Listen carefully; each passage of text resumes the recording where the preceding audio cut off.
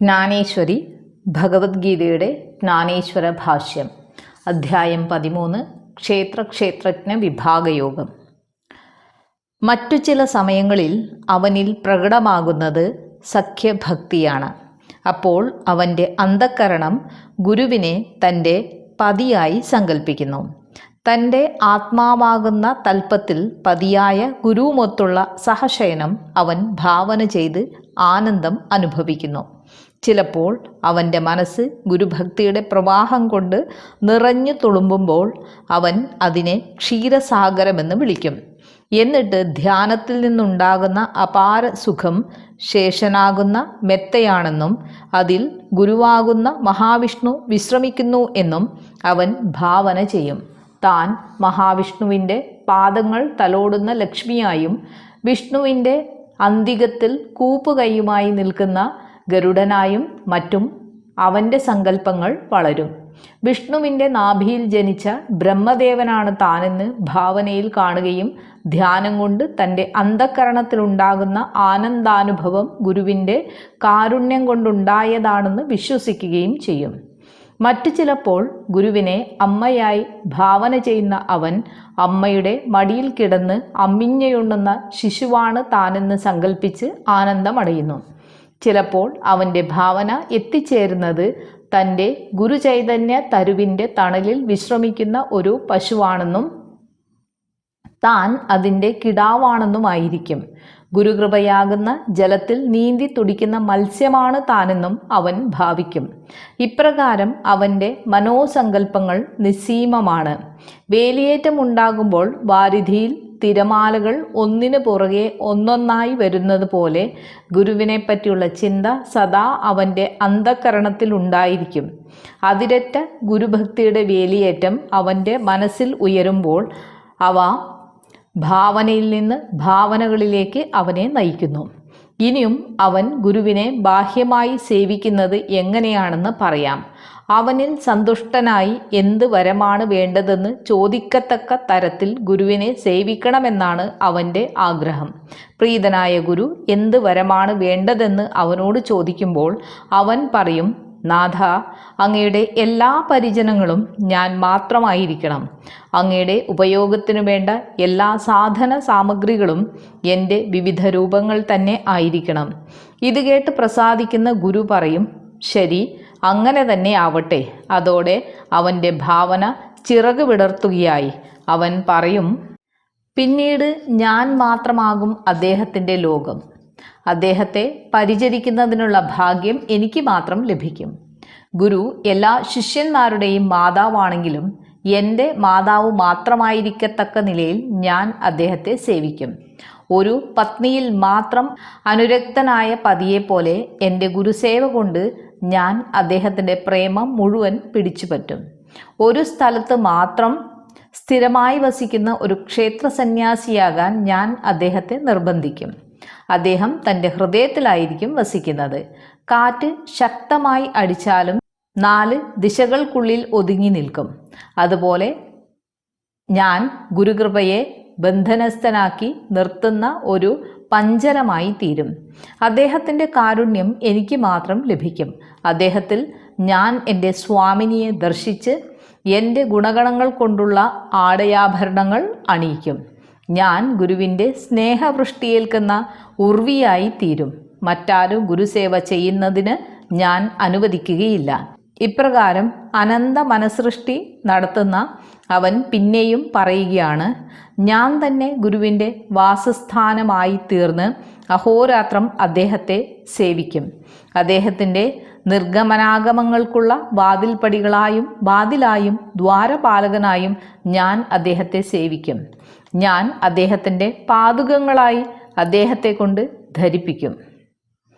ഞാൻ അദ്ദേഹത്തിന് വെൺകൊറ്റക്കുട പിടിക്കുകയും ചാമരം വീശുകയും ചെയ്യും. ഞാൻ അദ്ദേഹത്തിൻ്റെ വഴികാട്ടിയായിരിക്കും. നിമ്നോന്നതങ്ങളായ വഴിയിൽ കൂടി നടക്കുമ്പോൾ മുന്നറിയിപ്പ് നൽകുകയും അദ്ദേഹത്തിൻ്റെ കൈക്ക് പിടിച്ച് സഹായിക്കുകയും ചെയ്യും. ദീപശിഖ പിടിച്ചുകൊണ്ട് ഞാൻ അദ്ദേഹത്തിൻ്റെ മുന്നിൽ നടക്കും. അദ്ദേഹത്തിൻ്റെ കൈകളും മുഖവും കഴുകുന്നതിനാവശ്യമായ ശുദ്ധജലം ഉൾക്കൊള്ളുന്ന ജലപാത്രവും ഉപയോഗിച്ച മലിനജലം ശേഖരിക്കുന്ന പാത്രവും ഞാൻ തന്നെ ആയിരിക്കും. താമ്പൂലം വയ്ക്കുന്ന വെറ്റിലത്തട്ടവും അതിൻ്റെ അവശിഷ്ടങ്ങളിടുന്ന കോളാമ്പിയും ഞാൻ തന്നെയായിരിക്കും. ഗുരു ഇരിക്കുന്ന ആസനം ഞാനായിരിക്കും.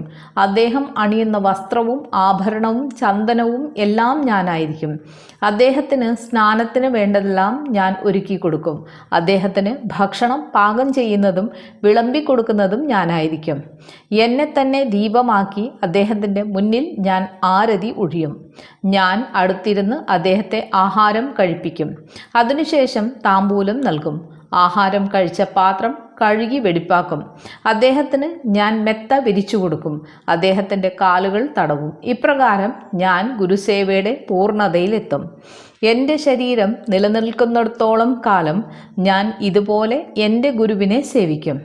എൻ്റെ ശരീരം കൊഴിഞ്ഞു വീണതിന് ശേഷവും ഞാൻ അദ്ദേഹത്തെ സേവിക്കാൻ ആഗ്രഹിക്കുന്നു.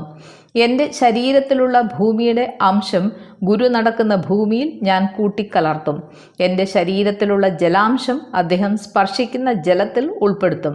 അദ്ദേഹത്തിന് ഒഴിയുന്ന ആരതിയിലോ അദ്ദേഹത്തിൻ്റെ ഗൃഹത്തിൽ പ്രകാശം പരത്തുന്ന ദീപത്തിലോ എൻ്റെ ശരീരത്തിലുള്ള അഗ്നിയുടെ അംശം ഞാൻ ലയിപ്പിക്കും. ചാമരം വീശുമ്പോൾ അദ്ദേഹത്തിന് ലഭിക്കുന്ന മന്ദസമീരനിൽ എൻ്റെ പ്രാണവായുവിനെ കുടിയിരുത്തി അദ്ദേഹത്തിന് കുളിരേകുന്നതിനും അദ്ദേഹത്തെ സ്പർശിക്കുന്നതിനും ഞാൻ ഇടയാക്കും. എൻ്റെ ശരീരത്തിലുള്ള ആകാശാംശം അദ്ദേഹം സഞ്ചരിക്കുന്ന സ്ഥലങ്ങളിലുള്ള അന്തരീക്ഷത്തിൽ ഞാൻ വിലയം പ്രാപിപ്പിക്കും. ഇപ്രകാരം ജീവിച്ചിരിക്കുമ്പോഴും മരണശേഷവും ഞാൻ എൻ്റെ ഗുരുസേവ അഭംഗുരം തുടരും. ഇത് കോടാനുകോടി കൽപ്പങ്ങളിലേക്ക് നീണ്ടു നിൽക്കും. ഇത്തരത്തിൽ ഗുരുസേവ ചെയ്യാൻ താൽപ്പര്യപ്പെടുന്ന അവൻ ദിനരാത്രങ്ങളെപ്പറ്റി അറിയുന്നതേയില്ല. ഗുരു അവന് കൂടുതൽ സേവന സൗകര്യങ്ങൾ നൽകുമ്പോൾ അവൻ കൂടുതലായി ആഹ്ലാദിക്കുന്നു. ഗുരു എന്തെങ്കിലും ചെയ്യാൻ ആവശ്യപ്പെടുമ്പോൾ അതിൻ്റെ പ്രായോഗിക വശത്തെ ചിന്തിക്കാതെ അവൻ്റെ ശരീരം അവൻ്റെ മനസ്സിന് മുന്നിൽ കുതിക്കുന്നു. ഗുരുവിൻ്റെ ആഗ്രഹങ്ങൾ എത്ര വിചിത്രമായിരുന്നാലും അത് സാധിക്കുന്നതിന് അവൻ ജീവനെപ്പോലും ബലി നൽകാൻ തയ്യാറാണ്.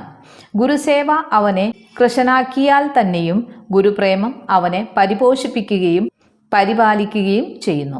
ഗുരുവും മറ്റ് ശിഷ്യന്മാരുമായി തനിക്ക് ഉറ്റ ബന്ധമുള്ളതുകൊണ്ട് ഉന്നത കുലജാതനാണെന്ന് താനെന്നും അവൻ കരുതുന്നു. സഹശിഷ്യന്മാരുമായുള്ള അവൻ്റെ സരസവും സവിനയവുമായ പെരുമാറ്റം അവനെ സാത്വികനാക്കുന്നു. ഗുരുപാരമ്പര്യത്തിൽപ്പെട്ട നിത്യകർമ്മങ്ങളും വിഹിതകർമ്മങ്ങളും മുറ തെറ്റാതെ അവൻ അനുഷ്ഠിക്കുന്നു. ഗുരു അവന് തീർത്ഥസ്ഥാനമാണ്. അവൻ്റെ മാതാവും പിതാവും ദൈവവുമെല്ലാം ഗുരുവാണ്. മോചനത്തിനുള്ള ഏക മാർഗമായി അവൻ കാണുന്നത് ഗുരുസേവയാണ്. ഗുരുവിൻ്റെ നാമം ഗൂഢമന്ത്രമായി ചൊല്ലുന്ന അവൻ ഗുരുവാക്യ പ്രമാണമൊഴിച്ചുള്ള മറ്റ് ഏതൊരു ശാസ്ത്രഗ്രന്ഥങ്ങളും കൈകൊണ്ട് തൊടുക പോലുമില്ല. ഗുരുവിൻ്റെ പാദസ്പർശമേറ്റ ജലം അവന് ത്രൈലോക്യങ്ങളിലുമുള്ള തീർത്ഥജലത്തേക്കാൾ പവിത്രമാണ്. ഗുരുവിൻ്റെ ആഹാരത്തിൻ്റെ ഉച്ഛിഷ്ടം ലഭിക്കുന്നത് അതീന്ദ്രിയ ധ്യാനത്തിൽ ലഭിക്കുന്ന ആനന്ദത്തേക്കാൾ ശ്രേഷ്ഠമായി അവൻ കരുതുന്നു. മോക്ഷസുഖലബ്ധിക്കായി ഗുരുവിൻ്റെ പാദസ്പർശമേറ്റ ധൂളികൾ അവൻ ശിരസിലണിയുന്നു. ജ്ഞാനദേവൻ പറയുന്നു, ഗുരുഭക്തിയെപ്പറ്റി ധാരാളം പറഞ്ഞു. അതിനെ എത്ര പാടി പുകഴ്ത്തിയാലും അധികമാവുകയില്ല. എൻ്റെ അന്തരംഗത്തിൽ ഗുരുപ്രേമം നുരച്ചു പൊങ്ങുന്നതുകൊണ്ട് ഞാൻ ഇപ്രകാരം ദീർഘമായി പറഞ്ഞതാണ്. ഗുരുഭക്തിയുള്ള ഒരുവന് ഗുരുസേവയെപ്പോലുള്ള ആനന്ദം മറ്റൊന്നിൽ നിന്നും ലഭിക്കുകയില്ല. അവൻ തത്വജ്ഞാനത്തിൻ്റെ ഭണ്ഡാകാരമാണ്. ജ്ഞാനത്തിൻ്റെ മാഹാത്മ്യവും മനോഹാരിതയും വർദ്ധിപ്പിക്കുന്നു.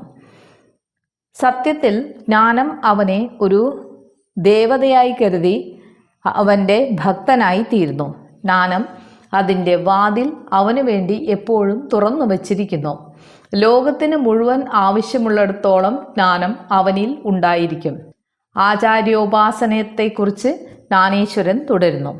ഗുരുസേവയെക്കുറിച്ച് ഇത്രയും പ്രതിപാദിച്ചത് എനിക്ക് ഈ പ്രതിഭാസത്തോട് അത്രത്തോളം ഗാഠാനുരാഗമുള്ളതുകൊണ്ടാണ്. ഗുരുസേവയിൽ ഞാൻ നിരതനാകുന്നില്ലെങ്കിൽ കൈകളുണ്ടെങ്കിലും ഞാൻ പാണിരഹിതനാണ്, കണ്ണുകളുണ്ടെങ്കിലും അന്ധനാണ്, കാലുകളുണ്ടെങ്കിലും മുടന്തനാണ്. ഗുരുസേവയിൽ വൈമുഖ്യം കാണിക്കുന്ന എൻ്റെ വാക്കുകൾ മൂകമായിരിക്കും. ഞാൻ ഗുരുസേവയിൽ പരാങ്മുഖനായാൽ എൻ്റെ ജീവിതം തന്നെ വ്യർത്ഥമായി തീരും. ഇക്കാരണത്താലാണ് ഈ ആശയത്തെപ്പറ്റി ഞാൻ ഇത്രയും വ്യാഖ്യാനിച്ചത്. ഇനിയും ഗീതയെപ്പറ്റുള്ള പ്രഭാഷണം തുടരാം. സകല ചരാചരങ്ങളുടെയും ആലംബമായ മഹാവിഷ്ണുവിൻ്റെ അവതാരമായ ഭഗവാൻ കൃഷ്ണൻ അർജുനനോട് പറഞ്ഞു, അല്ലയോ അർജുന, ഞാൻ ഇനിയും ബാഹ്യവും ആന്തരികവുമായ ശുചിത്വത്തെപ്പറ്റി പറയാം. പരിശുദ്ധനായ ഒരു മനുഷ്യൻ്റെ ശരീരവും മനസ്സും കർപ്പൂരം പോലെ പരിശുദ്ധമായിരിക്കണം. ഉള്ളിലും വെളിയിലും ഒരുപോലെ തെളിഞ്ഞതും നിർമ്മലവുമായിരിക്കുന്ന രത്നത്തെ പോലെയോ അകത്തും പുറത്തും ജാജല്യമാനമായി പ്രശോഭിക്കുന്ന പ്രഭാകരനെ പോലെയോ അവൻ അവൻ്റെ സാത്വിക പ്രവർത്തികൾ കൊണ്ട് ബാഹ്യമായും ജ്ഞാനം കൊണ്ട് ആന്തരികമായും പരിശുദ്ധിയുള്ളവനായിരിക്കും. അവൻ വെള്ളവും ഭൂമിയും കൊണ്ട് അഭിഷേകം ചെയ്ത് ശരീരത്തെ പരിപൂതമാക്കുകയും വേദങ്ങൾ പാരായണം ചെയ്ത് അവൻ്റെ മനസ്സിനെ നിർമ്മലമാക്കുകയും ചെയ്യുന്നു. പൂഴിമണ്ണ് വിദഗ്ധമായി ഉപയോഗിച്ച് മുഖക്കണ്ണാടി വെടിപ്പാക്കാൻ കഴിയുന്നു. വസ്ത്രത്തിലുള്ള അഴുക്ക് അലക്കുകാരൻ കഴുകിക്കളയുന്നു. അതുപോലെ ബാഹ്യമായി കറയറ്റവനായി തീരുന്ന അവൻ്റെ അന്തരംഗം ജ്ഞാനദീപത്താൽ പ്രകാശപൂരിതമാകുമ്പോൾ അവൻ എല്ലാ വിധത്തിലും വിശുദ്ധനായി തീരുന്നു. ഒരുവൻ്റെ ഹൃദയം കളങ്കപ്പെട്ടിരിക്കുകയും അവൻ്റെ ശരീരം ശുചിയായിരിക്കുകയും ചെയ്യുന്നത് അപഹാസ്യമായ ഒരവസ്ഥയാണ്. അത് ഒരു ശവത്തിനെ ആടയാഭരണങ്ങൾ അണിയിക്കുന്നത് പോലെയാണ്. പുണ്യതീർത്ഥത്തിൽ കഴുതയെ കുളിപ്പിക്കുന്നത് പോലെയാണ്. കൈപ്പക്കയുടെ പുറത്ത് ശർക്കര പൊതിയുന്നത് പോലെയാണ്. ആവാസയോഗ്യമല്ലാത്ത ഗൃഹത്തെ അലങ്കരിക്കുന്നത് പോലെയാണ്. ഒഴിഞ്ഞ വയറിൻ്റെ പുറത്ത് ആഹാര പദാർത്ഥം പുരട്ടുന്നത് പോലെയാണ്. അകം പൊള്ളയായ താഴികക്കുടത്തിൻ്റെ പുറംപൂച്ചിലുള്ള തിളക്കം നിരർത്ഥകമാണ്. പഴത്തിൻ്റെ പ്രതിരൂപത്തിൽ നിറം പുരട്ടി മോടി പിടിപ്പിച്ചാൽ യഥാർത്ഥ പഴമാകുമോ? അതുപോലെയാണ് ആന്തരികമായി അശുദ്ധമായിരിക്കുമ്പോൾ ബാഹ്യമായി മാത്രമുള്ള ശുദ്ധമായ പ്രവർത്തനം. താണതരത്തിലുള്ള വിൽപ്പനച്ചരക്ക് ഒരിക്കലും നല്ല വിലയ്ക്ക് വിൽക്കാൻ കഴിയുകയില്ല. ആകയാൽ ആദ്യമായി അന്തരംഗം ജ്ഞാനം കൊണ്ട് നിറയ്ക്കണം. അപ്പോൾ ബാഹ്യപരിശുദ്ധി താനേ വന്നു ചേരും. ബാഹ്യപരിശുദ്ധി നേടുന്ന പ്രവർത്തനങ്ങൾ കൊണ്ട് മാത്രം എങ്ങനെയാണ് ആന്തരിക പരിശുദ്ധി സിദ്ധിക്കുന്നത്? ആകയാൽ അല്ലയോ പാർത്ഥ, കർമ്മയോഗം കൊണ്ട് ബഹിർഭാഗവും ജ്ഞാനയോഗം കൊണ്ട് അന്തർഭാഗവും ശുചീകരിക്കുന്ന ഒരുവൻ അകത്തും പുറത്തും പരിശുദ്ധനായി തീരുന്നു. സ്ഫടികപാത്രത്തിൽ വച്ചിരിക്കുന്ന ദീപത്തിൻ്റെ പ്രകാശം അകത്തും പുറത്തും ഒരുപോലെ പരക്കുന്നു. അതുപോലെ അവൻ്റെ പരിശുദ്ധമായ ചിന്തകൾ ഇന്ദ്രിയങ്ങൾ വഴിയായി പുറത്തേക്ക് പ്രസരിക്കുന്നു. വിവിധ വർണ്ണങ്ങളിലുള്ള വാർമുകിൽ വാനത്തെ ഒരു തരത്തിലും ബാധിക്കുന്നില്ല. അതുപോലെ തെറ്റിദ്ധാരണ ഉണ്ടാക്കുന്നതോ സംശയം സൃഷ്ടിക്കുന്നതോ ആയ എന്തെങ്കിലും അവൻ കാണുകയോ കേൾക്കുകയോ ചെയ്താലും ദുഷ്കർമ്മങ്ങളുടെ ബീജങ്ങൾ മുളച്ചാൽ പോലും അവൻ്റെ മനസ്സിൽ യാതൊരു വിപരീത ഫലവും ഉളവാക്കുന്നില്ല. ഇന്ദ്രിയങ്ങൾ അതിൻ്റെ വിഷയങ്ങളുമായി കൂട്ടിമുട്ടിയാലും അവൻ്റെ മനസ്സ് അതിൻ്റെ സ്വാധീന വലയത്തിൽപ്പെടാതെ വികാരരഹിതമായി അപങ്കിലമായിരിക്കും. ഒരു പുംശ്ചലിയെയോ സുന്ദരിയെയോ വഴിയിൽ കണ്ടാൽ അവൻ്റെ മനസ്സ് അലിപ്സവും ആസക്തവും ആയിരിക്കും. ഒരു യുവതി തൻ്റെ ഭർത്താവിനെയും പുത്രനെയും ആശ്ലേഷിക്കുന്നു. എന്നാൽ പുത്രനെ ആശ്ലേഷിക്കുമ്പോൾ ലൈംഗിക വികാരങ്ങൾ അവളിൽ ഉണ്ടായിരിക്കുകയില്ല. അതുപോലെ അവൻ്റെ ഹൃദയം നിഷ്കളങ്കമായിരിക്കും. നന്മയെയും തിന്മയെയും അതിൻ്റെ ശരിയായ കാഴ്ചപ്പാടിൽ കൂടി കണ്ടറിഞ്ഞ് സ്വീകാര്യമായതിനെ സ്വീകരിക്കുന്നതിനും ത്യാജ്യമായതിനെ ത്യജിക്കുന്നതിനും വേണ്ട അറിവ് അവനുണ്ട്. വജ്രം വെള്ളത്തിൽ വീണാലും നനഞ്ഞു കുതിരുകയില്ല. മണൽ വെള്ളത്തിലിട്ട് വേവിക്കാനും കഴിയുകയില്ല. അതുപോലെ അവൻ്റെ മനോവികാര വൃത്തിയെ യാതൊരുവിധ ദുശ്ചിന്തകളും മലീമസമാക്കുകയില്ല. അർജുന, ഇതാണ് ശുചിത്വം. ഇത് സമ്പൂർണമായി ആരിൽ കാണുന്നുവോ അവനിൽ ജ്ഞാനം സ്ഥിതി ചെയ്യുന്നു. ഇനിയും സ്ഥൈര്യത്തെപ്പറ്റി പറയാം. ജ്ഞാനത്തിൻ്റെ ജീവനാണ് സ്ഥൈര്യം. ഒരുവൻ അവൻ്റെ ആത്യന്തികമായ ഉത്കർഷത്തിനു വേണ്ടി ലൗകിക കാര്യങ്ങളിൽ ഏർപ്പെട്ടാലും അവൻ്റെ മനസ്സ് അക്ഷോഭ്യമായിരിക്കും. കാട്ടിൽ ഉഴന്ന് നടന്ന് മേയുന്ന പശുവിന് അതിൻ്റെ കിടാവിനോടുള്ള സ്നേഹം പതറാതെ ഉറച്ചിരിക്കും. ഒരു പിശുക്കൻ എവിടെ പോയാലും മൂടി വച്ചിരിക്കുന്ന തൻ്റെ ധനത്തിൽ തന്നെ ആയിരിക്കും അവൻ്റെ മനസ്സ്. അതുപോലെ കായിക പ്രവർത്തനങ്ങൾ ഓരോന്നായി നടന്നുകൊണ്ടിരിക്കുമ്പോഴും ജ്ഞാനിയുടെ മനസ്സ് അചഞ്ചലമായി ലക്ഷ്യബോധത്തിൽ ഉറച്ചിരിക്കും. ഓടിക്കൊണ്ടിരിക്കുന്ന കാർമേഘങ്ങളോടൊപ്പം ആകാശം ചരിക്കുന്നില്ല.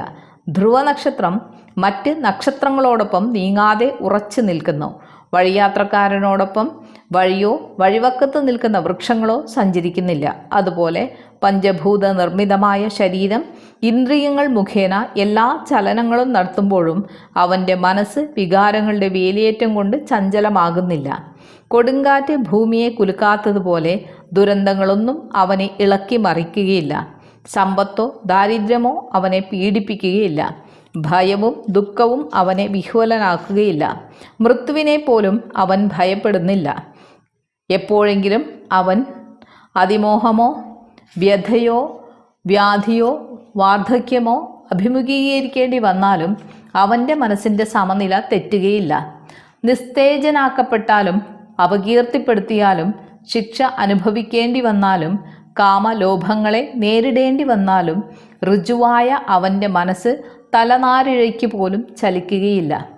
ആകാശം ഇടിഞ്ഞു വീണാലും ഭൂമി സമുദ്രത്തിൽ മുങ്ങിപ്പോയാലും അവൻ്റെ മനസ്സ് പതറുകയില്ല.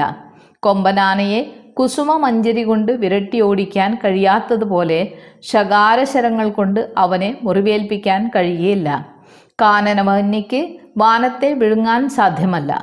മന്ദരപർവ്വതത്തെ മത്താക്കി ക്ഷീരസാഗരം കടഞ്ഞപ്പോൾ ക്ഷീരസാഗര വീജികൾക്ക് മന്ദരപർവ്വതത്തെ ഇളക്കിയെറിയാൻ കഴിഞ്ഞില്ല. അതുപോലെ ശോകമോഹാദികളുടെ എത്ര തിരമാലകൾ ഉയർന്നാലും അവൻ്റെ മനസ്സ് സമചിത്തത പാലിക്കുന്നു. അവൻ്റെ ധൈര്യം, ക്ഷമ, സഹിഷ്ണുത എന്നിവയെല്ലാം കൽപ്പാന്തകാലം വരെയും നിലനിൽക്കുന്നു. അർജുന, സ്ഥൈര്യത്തിൻ്റെ ലക്ഷണങ്ങളാണ് ഞാനിപ്പോൾ പറഞ്ഞത്. ഇവയെല്ലാം ഉൾക്കൊണ്ട് സ്ഥൈര്യവാനായിരിക്കുന്ന ഒരുവൻ ജ്ഞാനത്തിൻ്റെ തുറന്ന ഭണ്ഡാരമാണ്.